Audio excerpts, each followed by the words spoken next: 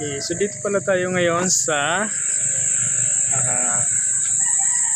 lupa na nabili namin. Dito lang yan sa isla ng Cagraray.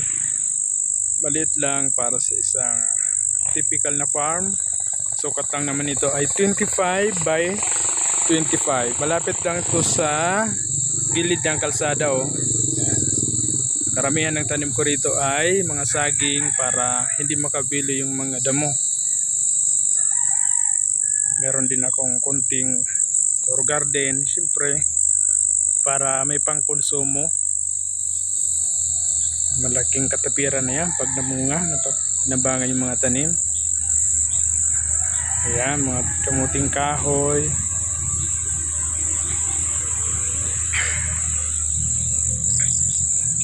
Meron din akong kakao at ito kape. Ayan, yan ang kape ko. Kaya lang, medyo madamo kasi hindi ko na asikaso masyado. Gawa ng basis sa trabaho.